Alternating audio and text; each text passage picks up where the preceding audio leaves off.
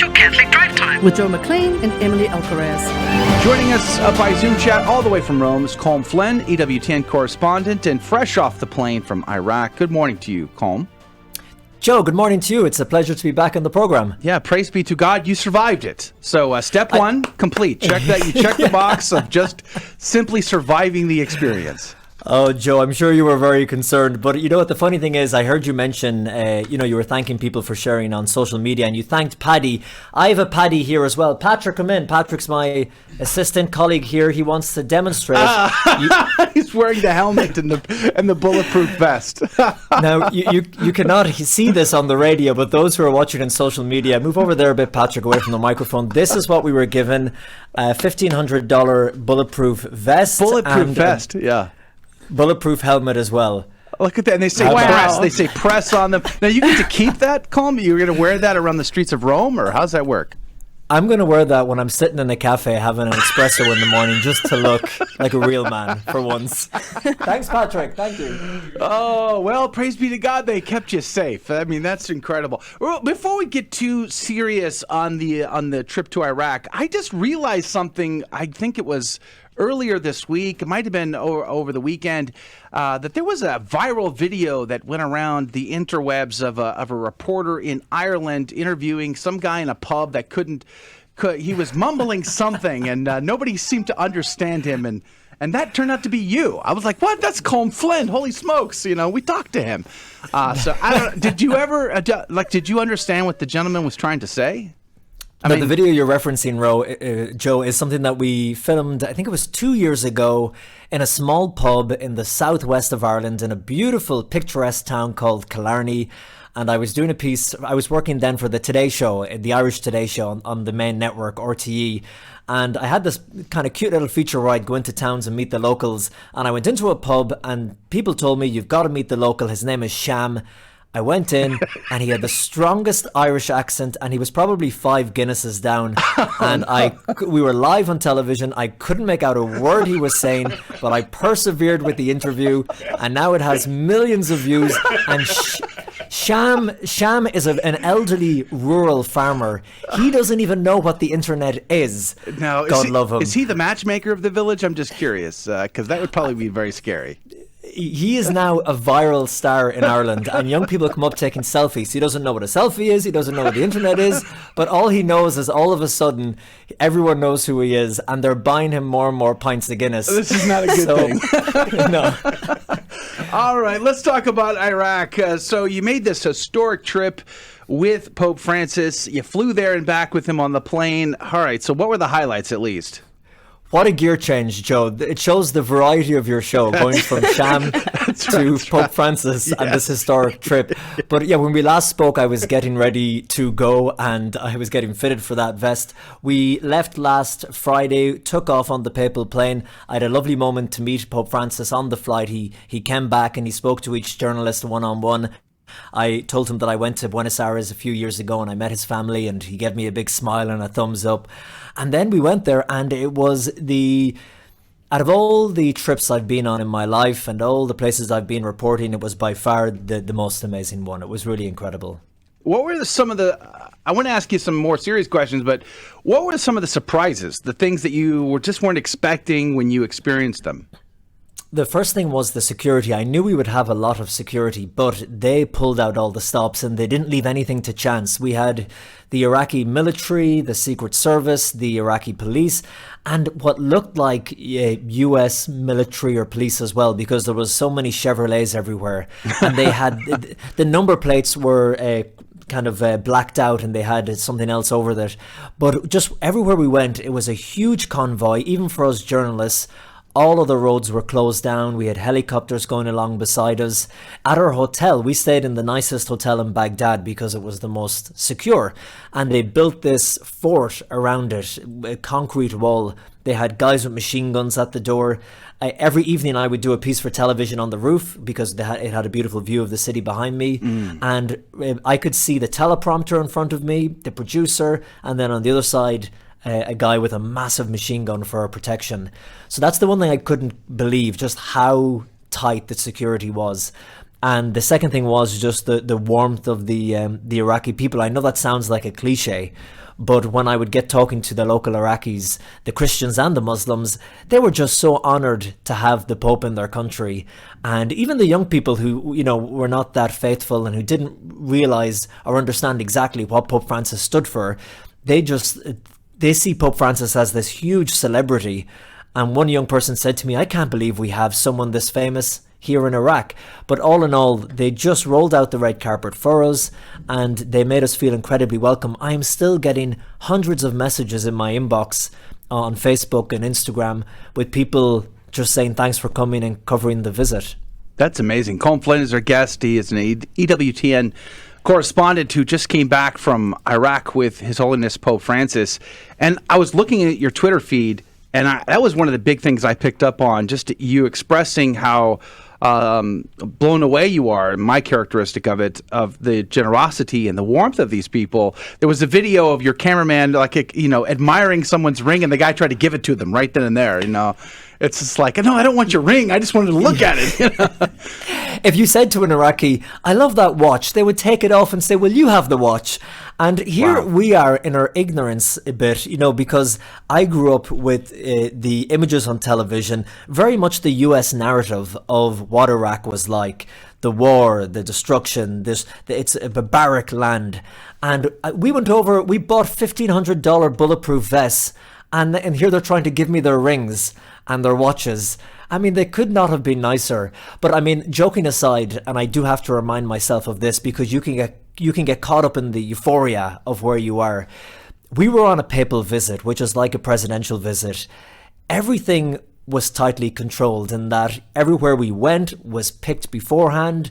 Everybody we met was vetted. Most of the people we met were very educated. The young people, they were from Baghdad, the capital. They were quite cosmopolitan. So people keep saying to me, as if like I was in Iraq for 3 days, as if I'm an expert in Iraq. They say, tell me all about the country. What was it like? And I tell them, well, here's what I saw. Here's what the people I met, what they were like. But really, for us to get a proper sense, we would have had to have gone out into the rural areas. All right. And meet so many other people. Hold that thought. Colm Flynn, expert on Iraq, is going to be back with us after this very short break. But joining us right now from Rome, EWTN correspondent Colm Flynn, talking about his trip to Iraq. How much snow was in Iraq at the time, Colm? It was there was a blizzard, a snow blizzard, and I saw people in igloos everywhere we went. What is the weather like? It was very hot. What is the weather like? I got very burnt. The second day we went to Ur, and we went to the birthplace of Abraham, who is the father of the three main monotheistic religions. And I was standing outside because we arrived always maybe an hour or 2 hours before the Pope, so we could get set up and get the cameras ready and all that. But there was very little shelter, so I was standing out, and I'm Irish and pale-skinned, so I just sizzle up and go beetroot red. So when I was on TV that night, I looked a hot mess. I looked a disgrace, but it was great. The weather was very hot, but it wasn't too hot. They're not in the height of their summer yet, but it was beautiful. Emily? Yeah, so I wanted to ask, whenever we hear about Iraq, all we hear about is the horrible persecutions, the horrible state of affairs there. But I saw the portraits that you took while there I just saw pure joy in the faces of the people there. So I want to ask, what is the general attitude? Is it still like, do you feel the fear there, or do you think things are beginning to calm down and get better in the country? Yeah, that's a great question, Emily. It's a bit of a mix because when we went there, you're right, just the euphoria that we felt, and it's great that you picked that up from the photographs. Everywhere we went, the people were so proud that they were hosting Pope Francis, even though this is a Muslim majority country, of course. But there was a big concern about COVID. And I was a bit disappointed sometimes in the press room to hear a lot of the journalists from some of the main TV networks. They were just focused on COVID and what about COVID concerns, because there were large groups of people meeting and very few of them were wearing a mask. But remember, it was only 10 years ago that these guys were in a war, and they have most people we met had stories of brothers or sisters or parents who died in the war. Like the people we met and interviewed, they survived ISIS. So when they had this chance a moment of sheer happiness, of pride in their nation, of the international spotlight being shone on them for a completely different reason than usual. They really relished in that, and they grabbed it with two hands. And I think that was reflected in all the photographs we took. They were beaming with smiles from ear to ear.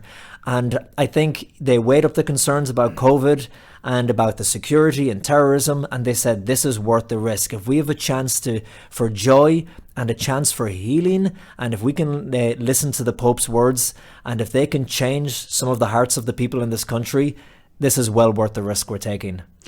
I know you talked to people who were vetted. They probably didn't give you much chance to interact with this, like the random Iraqi citizen. But did you get a sense of how the Christians are feeling there outside of the sort of the bubble of the people who were vetted? Any idea of the average Christian living in Iraq today? Do they feel safe? Do they feel like they can live their life openly? Or are things still, is there a certain tension that still exists there? There's still a certain tension, and we did speak to some Christians. It was kind of off the record, like, it's some staff who were working on the convoy. We would talk to them quietly. But before we went, and I think we were talking about this the last time, I spoke to a young Christian girl who was from Mosul but had to flee her home, and she said, and I think she represented what a lot of Christians were feeling, this is great and we welcome the Holy Father and this is going to be great for Iraq, but when he goes and, the euphoria fades out a bit, she said, I'm worried it'll just go back to normal. The persecution isn't what it used to be in terms of life or death, I think, but it's difficult for some Christians to get a job in certain areas, the same access to some of the rights that other citizens get. Now, one of the big meetings that Pope Francis held was not in the palace with the president or meeting the prime minister. It was down this very dilapidated alleyway where he met the Grand Ayatollah, who is called Ali al-Sistani, and he is like the spiritual leader for 60% of the Muslims in the country. And this is the first time someone at his level has met someone at a level in the Catholic Church and Christianity. So the two of those meeting was a huge event, and we were told that he took off his shoes. Pope Francis took off his shoes. The Grand Ayatollah stood to greet him, the first time he's ever done something like that. And he said in the meeting that he believed, in agreement with Pope Francis, that all Christians should have a right to life in the country, not be persecuted, and should have the same rights as everyone else. So if the 60% of Muslims look to him for guidance and he says that, it might change things for the Christians. And another great thing that came out of the trip was that the Prime Minister of Iraq declared a national day of tolerance. So that was just a very practical thing that I saw, very practical and positive that came out. Do you think that Iraq will take more practical, maybe legal steps to protect Christians? I think it'll be baby steps, Emily. I'm not sure if they will, it'll change laws straight away, but you would hope that the visit of the Pope and, like you said, the President renaming the day of tolerance and coexistence, that will help change the tone in the country. And, for the first time, with the Pope going viral, I remember one girl I interviewed for the BBC when I was there. She was saying, oh, this is so exciting. She didn't know who the Pope really was. She knew the Pope was in the country, but if I asked her anything about Catholicism or Christianity, she probably wouldn't have been able to answer. But she said, I'm so excited because the Pope is trending on Instagram. And but along with the Pope trending on Instagram, the words brotherhood and hope and healing, all these keywords, they were trending too. So you would hope that those words ringing out across the country, maybe the older generation, it might be harder if they're set in their ways, but for the younger generation coming up, because it's a very young country, I forget the statistic, but they're a huge part of their population is a very young population. So Pope Francis said in one of his speeches that they were the treasure of the country. So you're hoping that them absorbing these words now, it will form their thinking, it will form their hearts into the future. Now, there was one stop on your itinerary where it's like a stadium with a very large crowd. It seemed like there was a huge turnout. About how many people showed up to that? 10,000, Joe. 10,000 people, Wow. I estimated. That was in the city of Erbil, and that was his last night. We all flew back to Rome the next morning, and he brought 10,000 people together, and he said Mass with them. And again, the crowd were packed in. Most of them were not wearing masks. They were singing. They were just so happy to be there celebrating Mass with the Pope. That's amazing. Now, that mass that he said there, was that in the Chaldean Rite, or did he say? Because I heard that you reported that he actually said a mass in the Chaldean Rite, which is the first time ever I think a pope has done that. Was that there or at a parish nearby, or when did that happen? You know what, I'm not going to lie, I'm not sure if that mass was in the Chaldean Rite on the last night. We were very busy filming our wrap-up packages, but I know the day before, in another cathedral, in the Cathedral of St. Joseph's in Baghdad, he celebrated Mass in the Chaldean Rite, which is the first time Pope Francis has done it as Pope, and it's the first time a pontiff has ever celebrated. And that would be the Mass that is known to most Iraqi Chaldean Catholics. So that was a good sign, because I interviewed a bishop there, a Chaldean bishop, and I said, well, what is this signifying? He said, this is Pope Francis saying to the church here that has been decimated, that was brought to its knees, you are part of us, we are part of you, you're part of the global church, the global family. And it was just a sign of support by saying that. I just have a logistic question about the Chaldean Mass. Did he say it in Arabic and in Chaldean? Because I wasn't aware the Holy Father knew Chaldean and Arabic. Or Aramaic. Or Aramaic. Well, is it No, I think it's in Arabic. I think it's in Arabic. I do not know. That's a good question. I'm not sure of the answer. I'd have to go and check. The interesting thing is, a lot of the times when these masses are on, we are half in. But I think a lot of the photographs you've been talking about that went viral of the people, we would sneak out when we weren't meant to, and we would get these things on the street. I shouldn't be saying that now because I breached security, but I made a conscious decision. There were 75 journalists, and they were all focused on the same thing. And I said to my producer, what are we going to do that's different? How can we bring the viewers back home? What's behind the international feed that the whole world has been supplied by satellite? I said, when some of the masses are on and when Pope Francis is speaking, we had other crews getting that, and Iraqi TV were providing it to EWTN back in Alabama. I said, let's sneak out the back door and go meet the people. And that's when we got some of those remarkable shots that no one else got. And that is why I can't answer your question, was it in Arabic or not? Very slick response there, Colm. Very, very slick. They can't catch you now. So, we have a couple of minutes left. I know, Emily, you have some more questions. Yeah, I wanted to know, so there was so many documents that came out of this trip. I just want to know personally, Colm, what do you think is the most important thing, or maybe the thing that struck you the most that the Holy Father said on this trip? I think at one point he said, peace is stronger than war, love is stronger than hatred. And he said it in such a beautiful way. He said that in Mosul when he was standing surrounded by rubble and ruins in Church Square. And ISIS, remember, is the city where Mosul is the city where ISIS took root and where they grew. And Mosul is the city that during the war was really brought to its knees and decimated. ISIS were the group a few years ago who said that if the Pope ever came to Mosul, they would behead him. And here was Pope Francis. He released a dove. He stood in the middle of the rubble and the ruins, and he said that love is more powerful than hatred. Peace is more powerful than war. And I thought that, for me, the image, what he said, taken in summary altogether, that was the most powerful thing. It seems to be a huge moment in time for the Pope to have gone there and done that very thing. I wonder about how the local average Christian feels about the ecumenical outreach and whether or not that will have fruits, beneficial fruits, or was it just lip service in front of cameras? Any sentiment there as we wrap up? I think these trips are always a mix of both. Was it political? I think it was half political. He met with the Prime Minister of Kurdistan. He spent a lot of time, with officials. He at the presidential palace on the first day, he met 150 Iraqi government officials. Wow. But then I just look at all the human moments as well that were mixed in. And like Pope Francis, as he's very good at when he was going into a cathedral, stopping to greet a group with special needs. So I think there's always a bit of both in these trips. What the long-term fruits will be, we will have to wait and see. We'll have to wait and see. Well, we'll hold you accountable, Colm. We'll have to have you come back and keep us updated. Colm Flynn, EWTN correspondent, thanks for being on with us today.